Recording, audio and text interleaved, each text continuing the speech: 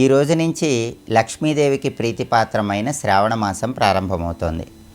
శ్రావణ మాసం శుక్రవారంతో ప్రారంభమవుతున్న తరుణంలో శ్రావణ శుక్రవారం సందర్భంగా లక్ష్మీ కటాక్షం సంపూర్ణంగా కలగాలంటే ఎలాంటి విధి విధానాలు పాటించాలో నేటి శుభం లాభం అనే శీర్షికను పరిశీలిద్దాం.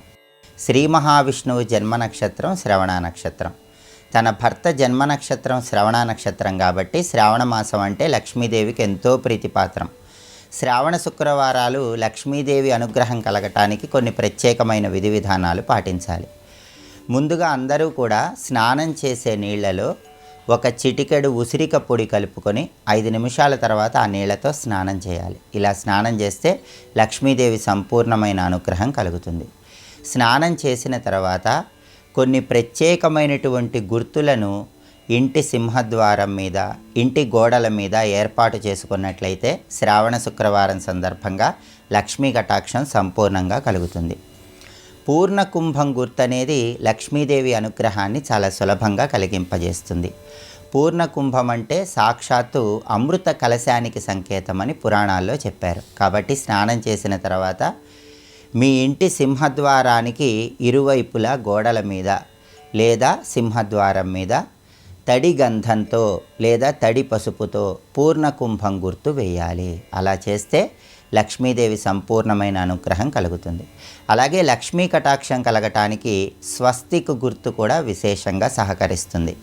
స్వస్తిక్ గొప్పతనం గురించి పురాణాల్లో ఏం చెప్పారంటే, స్వస్తి క్షేమ కార్యేతి కథయతి ఇది స్వస్తిక్ అన్నారు. అంటే స్వస్తిక్ గుర్తు ఇంటి సింహద్వారం మీద కానీ గోడల మీద కానీ ఉన్నట్లయితే అది శుభాన్ని లాభాన్ని కలిగింపజేస్తుంది.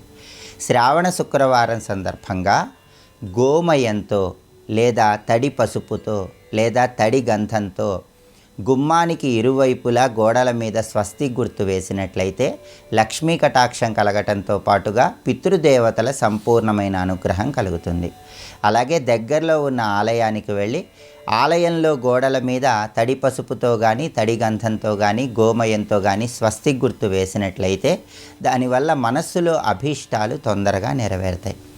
అలాగే ఐశ్వర్య ప్రాప్తిని సిద్ధింపజేసుకోవటానికి, ఆదాయ మార్గాలు పెంపొందింపజేసుకోవటానికి ఇంటి గడప మీద తడి పసుపుతో లేదా తడి గంధంతో స్వస్తి గుర్తు వేయాలి.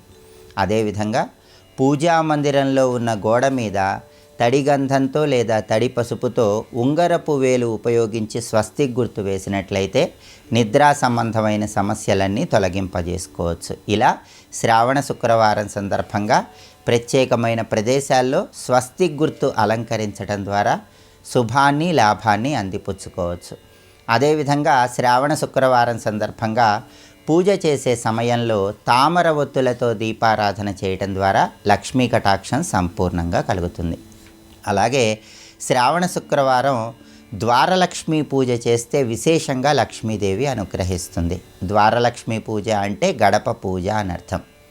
మహిళలందరూ కూడా ఇంట్లో చక్కగా గడపను నీళ్లతో శుభ్రపరిచి ఆ తర్వాత గడప మొత్తం పాలతో కడిగి మళ్ళీ నీటితో శుభ్రం చేసి గడపకు పసుపు రాసి కుంకుమ బొట్లు గంధం బొట్లు అలంకరించాలి.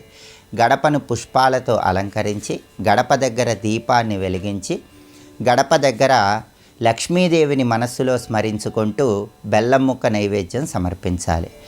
ఓం ద్వారలక్ష్మై నమో నమః అంటూ ఆ గడప దగ్గర నమస్కారం చేసుకొని 21 సార్లు పఠించాలి. ఇలా ద్వారలక్ష్మీ పూజ అనే పేరుతో శుక్రవారం గడపను పూజించినట్లయితే లక్ష్మీదేవి సంపూర్ణమైన అనుగ్రహం కలుగుతుంది.